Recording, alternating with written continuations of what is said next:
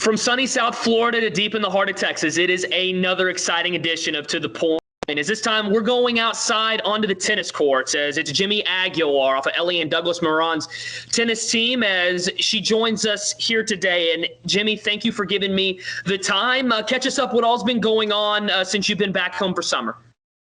Thank you for having me. And well, pretty much just enjoying the summer with my family. And I've been working this summer with the Marlins. So I get to watch a lot of baseball, which is great. I enjoy watching baseball and, just sports in general. So I've been doing pretty much that. Like I go from 1 week being in Orlando and then the other week I'm in South Florida. So detail us on what you're doing with the Marlins and what experience you're gaining there and just all of the ongoing to the organization. Okay, so I work with the foundation, and pretty much the foundation just focus on working with the community. They, work with the youth leagues. With Surfside right now, they participated and, gave food and just like any resources and stuff. They also did a GoFundMe kind of, but for the Surfside. And I work in the kiosk. I sell raffle tickets. So we raise money during the game days as well as now they changed it, 50-50s are known for game day raffles. Well, the Marlin changed it this year with COVID and, not being full capacity, they're doing it weekly. So even without home games, you can still participate and buy them online. So you don't have to necessarily be at the game to buy them now. So it continues going on every week. So it's kind of, something different. It's new in the way of what they did with the 50-50, and that money is raised and helped, to work with the community. And the fun part is I get to see all these, different teams the Marlins play. You see the fan base, for the teams as well coming along. And then they do, one of the things I didn't know, any, baseball team did before is heritage weeks or heritage games. So they celebrate different heritage. And I got I saw the first one, which was the Cuban heritage. They announced their new jerseys. I don't know if you've seen them. It's the Sugar Kings and pretty much the history of the Cuban baseball and, South Florida, Miami with the Cubans, all this, rich history of the Hispanic culture. So it was really nice. They got to celebrate that. I was able to actually go to the game when they celebrated the Venezuelan heritage with my family, and that was very fun. So that's probably one of my favorite things I've seen working with them, just the different promotions and activities. It's not just, a ball game you show, you're actually representing a lot more, let's say. MLB gig in college, not a bad job there, Jemi. So we take a look, one of the up-and-coming MLB organizations is an up-and-coming year for you, all-WAC doubles team member this year. You date your tennis days way back, though. Age of 4 is when you got started playing your game. And as you told me, sports is rich throughout your family. Yes, it is. Through my mom and dad, they both played sports growing up, and my siblings play as well. I'm the oldest one. My grandpa, not till a couple years ago, he was still playing soccer and, at 74 years old, running around playing soccer and softball. So it's definitely very, very deep and rich in our family.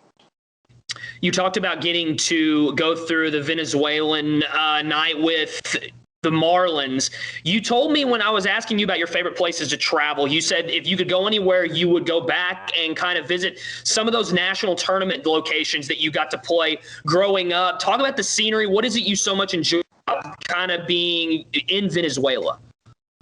So one of the things, it would be the same going through the United States. When you go from state to state, the scenario is so different. You see mountains, Florida is very flat. You don't really get to see anything on the road, let's say.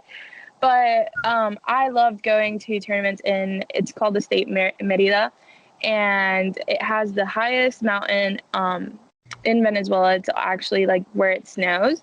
And I don't know, I just loved it there. Every time not only I did great in those tournaments, probably one of the reasons also why it was my favorite, but it's just going through the mountains and you would stop and have food there, and they're very known for their strawberries and cream, kind of like Wimbledon style, and so you would eat it and you would just have this whole view of the mountain and like the little houses on the mountain. It was just beautiful. Like, honestly, that was like one of my favorite things, just getting there. Like, the weather was different.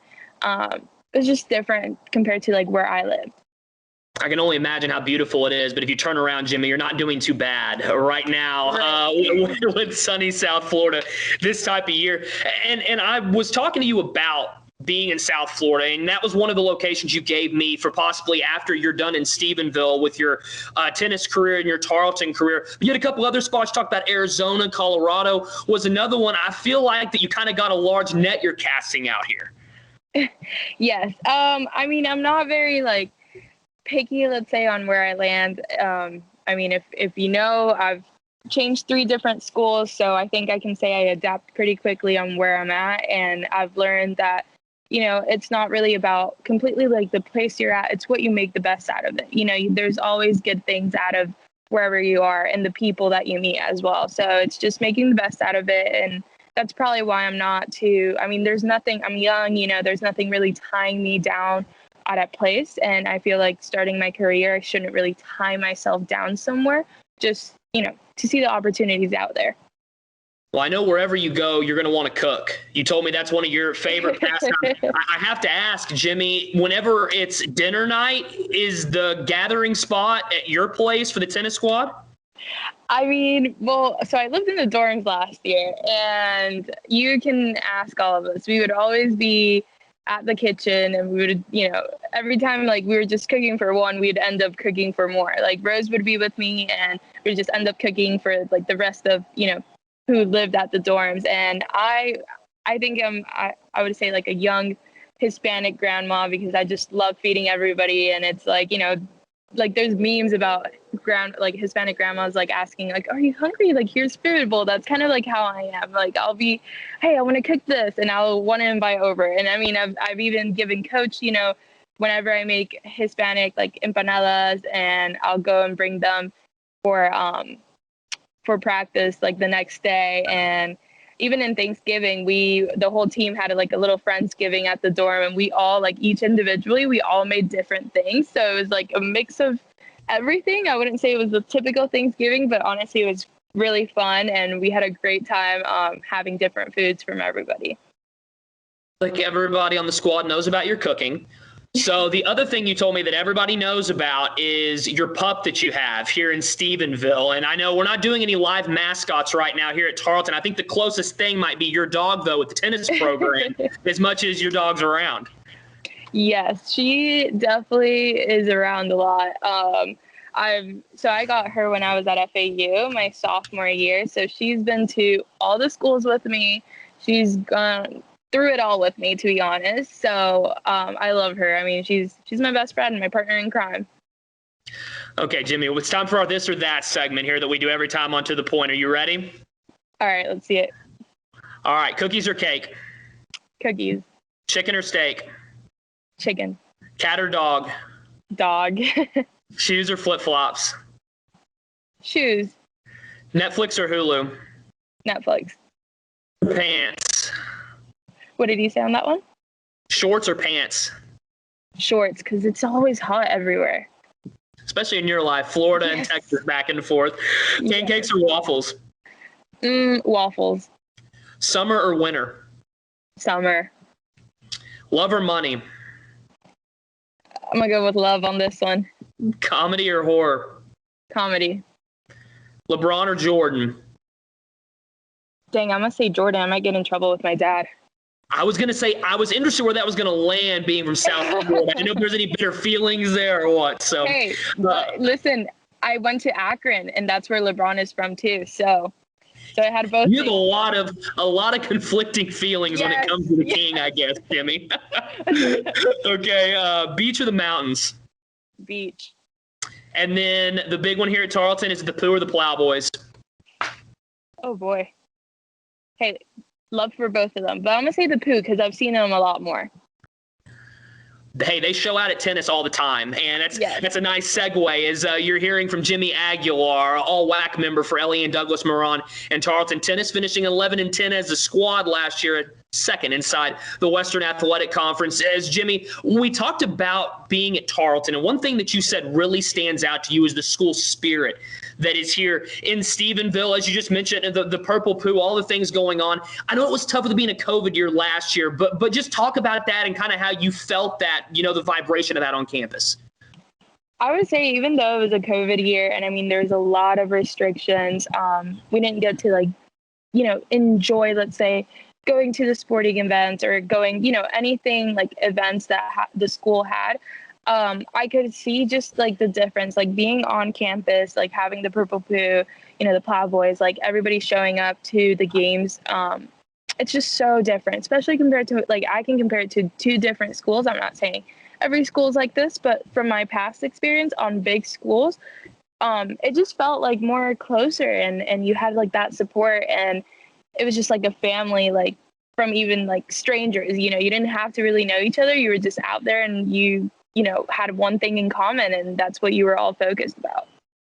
I feel like when I hear that, it's always twofold. And then we talked about the people here in Stephenville. How much of it is the people, on top of the university, but just the people in Stephenville that inhabit the town? How much of a difference do you think that makes in that?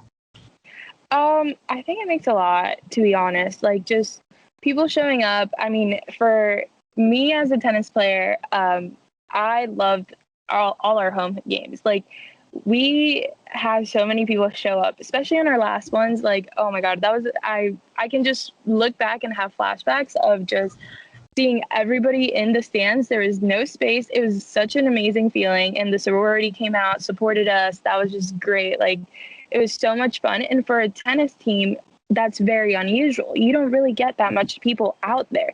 So for us, it was great. Like, I mean, in my 4 years of college, that was the first time I ever experienced. If we got 10 people out there, that was, that was a good day. Like we got a lot of people at the court. So it was great, honestly, that you get that support from, all over.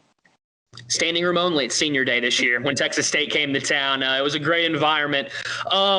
We were talking about uniforms last night when we chatted a little bit, and I asked you how you're going to design things if Coach gave you the reins, and you had a very, very specific look, Jemi. Take us top to bottom on what it's going to look like if the Texans took the court with your artistic vision. I mean, I think Coach would love my idea, so I would say a purple crop top would be, I mean, it's just the way to go. Like, come on. Like, Rose agrees with me. She hasn't even seen this, but she's going to be like 100%. And then I would say like a black skirt. We can do shorts, just to be flexible on everybody's style, skirt or skirt or shorts. There we go. And black shoes with like a little bit of silver and purple, because we got to stand out with the purple. Whatever it is, it's got to breathe, right? Those courts get hot here in Texas. Yes. So. We'll play with Crocs if we need to. We talk about your head coach, Elianne Miron, and you told me that she played a big influence on you wanting to come here. It just felt right when you were talking to her. People would hear about that. They would see your all-WAC season, this year really hit your stride by the end of conference play, and they would think it's all come easily, but there was some uncertainty, after Akron was done. Just kind of take us inside that, the difficulty that the quarantine and COVID brought, and then kind of how you all just came out of it and they came to Tarleton. So, I mean, for me, it was a very different COVID year in a way of, I guess, like how I had expected when we were all in quarantine. I'm waiting to get surgery, and I'm in Akron with my mom, and I just get this text message saying, I need to get in the Zoom call. It's urgent. And little do we know is our team's getting cut. And I'm going in as my senior year. So I'm hoping, to graduate this year. And pretty much I'm not getting my scholarship honor. So I'm just, I got to go somewhere. And also I wanted to play. I didn't want to just stay and go to school. I actually wanted to compete. So pretty much I started talking with different schools. I'm going into surgery. So, I'm also very concerned about all that. If, how does that look for a coach? And, I talked to Coach, I explained my situation. I was even scared of mentioning to coaches, hey, I'm going into surgery, because, you don't know how they're going to react. And Coach was very supportive, and it was like, I just felt more than stressed out of the situation. I just felt a peace, like it was so peaceful talking to her. and I just felt it right. And, you know, I had to transfer from my first school because I didn't have the best relationship with my coach. And it, you know, I loved the school. I loved being nearby. I had good friends and everything, but it was not fulfilling.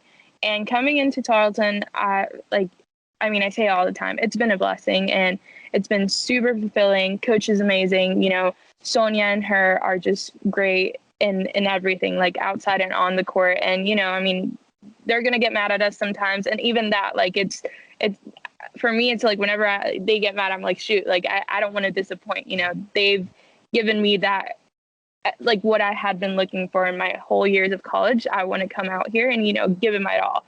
So it's been great. Coach and culture play a big part. I know your teammates do too. So we got to talk about them a little bit. I was asking you who the funniest teammate you have is, and there's a relationship you have with Rose, I can tell, that's kind of unique. And so what is it that you think makes Rose so funny? It's just, she is, she's very special. She's very like a bubbly person. And it's just like, we'll be doing stuff, and for example, if she stresses out, she'll repeat "oh my god" like 10 times, and you're just like, what is it? But she'll just keep saying "oh my god" and not tell you, and you're just like, and it's just like these little expressions and things that she does that it just catches you off guard.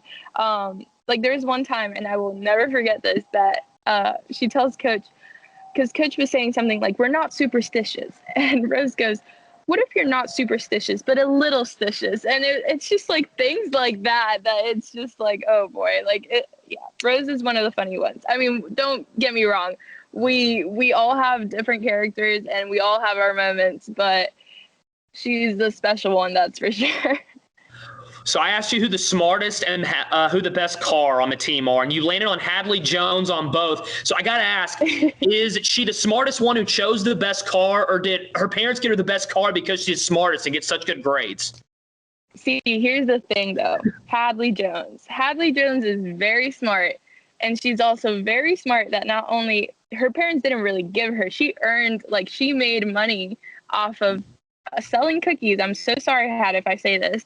But, you know, she had her little business going on, and she got herself a good car, and she has the best car, not even just on the team. I'm going to be honest, and I'm so sorry whoever, you know, gets a little hurt by this, but in Stephenville, okay, she got her Jag, and we would joke around saying Jag and horses are what you ride in Stephenville. Like, it's like the transportations that you have, and, you know, she has the best car.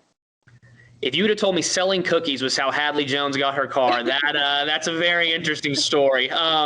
So I also asked you about the best dancer, and it was a tie up top for you, Elsa Buisson and Martha Makintasi. But you said it's because they have learned how to country dance. So you've got to take us inside this. Okay, so, I mean, they came in last year, you know, first time, I believe for both of them, it was first time in the States. And they're coming into Stephenville, which, you know, you see people with cowboy hats in Walmart, and they were like, you know, looking up videos on YouTube and just learned the whole dance in one night and showed up the next day in the morning in practice and said, look what we learned. And they started like dancing. So that really goes to them, because I can't even learn TikTok dances that quick. As someone that's born and raised here, it makes me feel good knowing that the French girl and the Greek girl, that they have fully kind of consumed the Texas culture. I really love it. I asked you the most opinionated on the squad, and you were quick to answer. You said you were the most opinionated on the squad.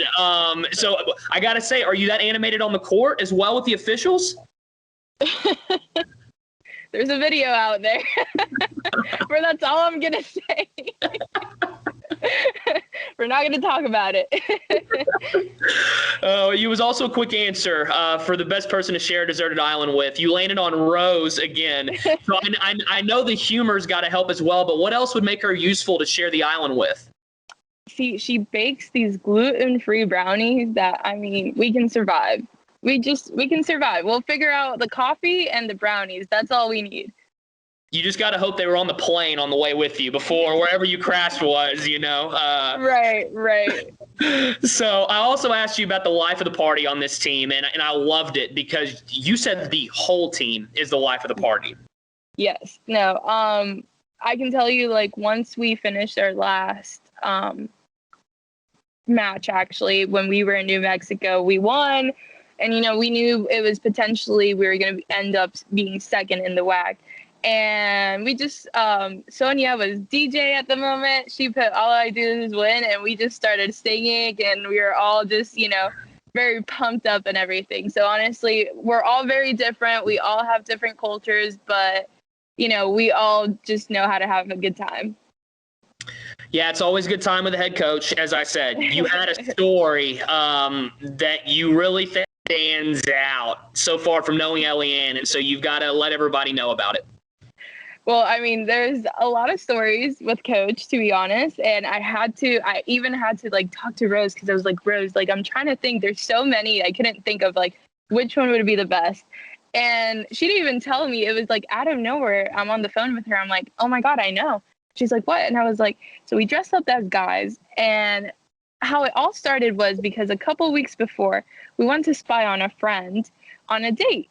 And we dressed up as guys and showed up to the Purple Goat. And when we're walking in the parking lot, we run into Sonia, and Sonia sees us and says, what are you guys doing? And we're just like, Sonia, please ignore us. You don't want to know. And so she told us okay, you need to do this on our last road trip and prank Coach. And we're like, awesome, we'll do it. So we're on the way to New Mexico. We had to stop in between, and we stopped middle of nowhere, to be honest, which was probably the perfect place to do it, because there was a lot of construction workers or something around there, and we were wearing flannels, so we fit the part a lot. And we had flannels and a hat, and we did our makeup and put beards, and we're just standing on the truck, just hanging out there waiting for Coach to come out. But we didn't know Coach was on a call. And she's on a call and stuff, and she sees us just staring at the van. She's kind of a little concerned, what is this? And she's talking right in front of the van. So once she hangs up, we call her, and she turns around, kind of freaked out a little bit. And then we just walk closer, and she realizes us, and she's like, oh my God, you guys, all this stuff. But it was honestly just funny, pranking her being guys, and, seeing everybody, everybody's wearing the uniforms, and we're out here just with a beard and a flannel and stuff.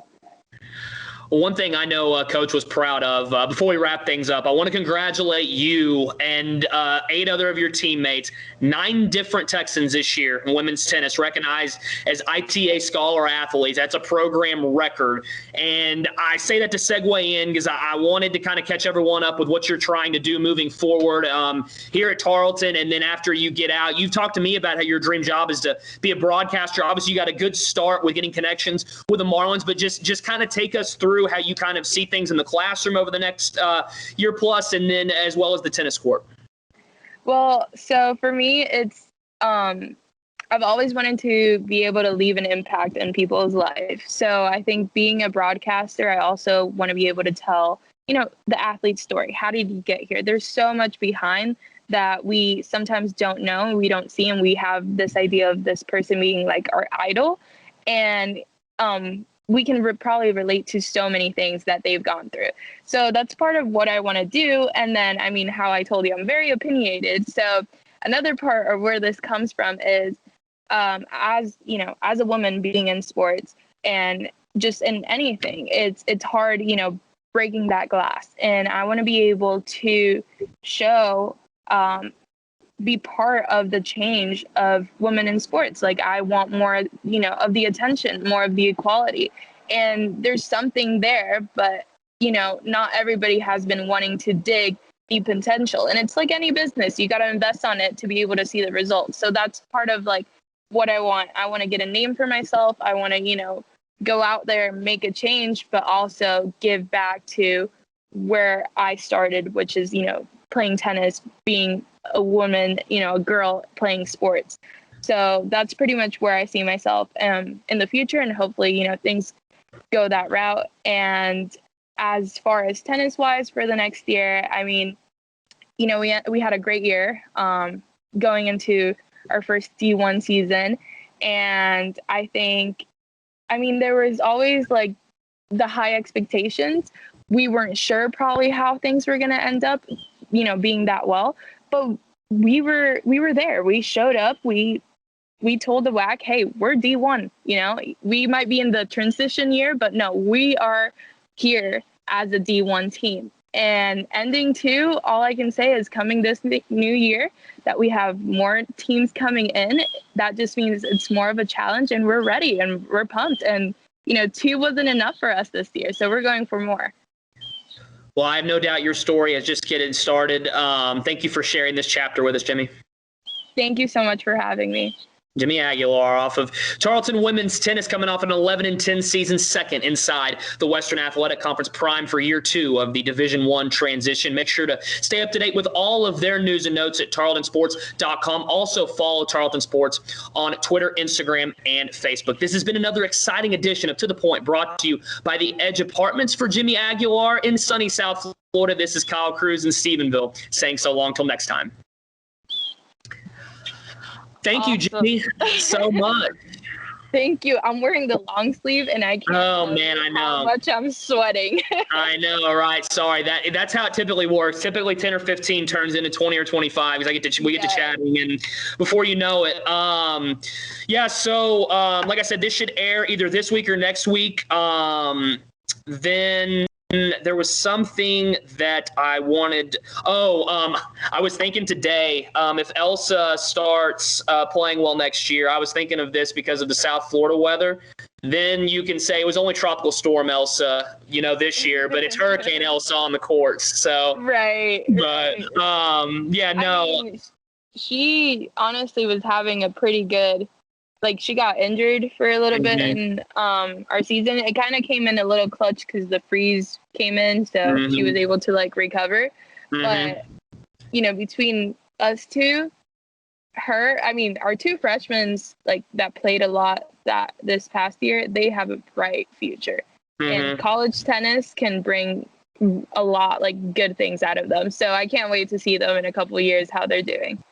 Well, and it was funny, too, when at the Texas State match, DeFi came out and were out in the deal, and I hosted them for that. And then when they went out and ate lunch, it was hilarious because they watched you and Martha. Y'all were on that main court in front of them. And while they were all eating lunch, because they went over to watch singles, like, separately and not as a group, I swear, like, half of them were like, we've got to find Jemi when we get back over there and find out where he's at. I heard about that. Coach told me about it, and I was like, that's amazing. And actually, so I knew one of the girls because my best friend is her neighbor, and she came out and she posted me on her story. So off of her story, a lot of them from the sorority added me. And I figured when I saw, like, their Snapchat stories, and, every time, like, whoever I saw had a story, I reached out and I was like, thank you so much. Because honestly, like, I'm telling you, I've never, from all my schools, like, no matter, like, all my friends coming out and stuff, have never seen that many people on the tennis courts. And at FAU, it was like we would get, like, people all the time because we had, these donors, like the older people from the country club. They would religiously come to every home match, but we never had that amount of people. And it was just, like, amazing, like, to look. And my family were there that weekend. It was, like, so nice.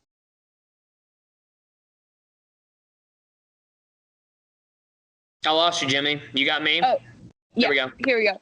Yeah. It was just great to, like, see, just that, like, amount of people. Like, you look back when you're winning a point, and, like, even it was funny because I would tell my dad, I was like, this is like playing Wii. You can hear the people like like breathing, like, nice, like, all this stuff. I was just like, it was great. It was just awesome.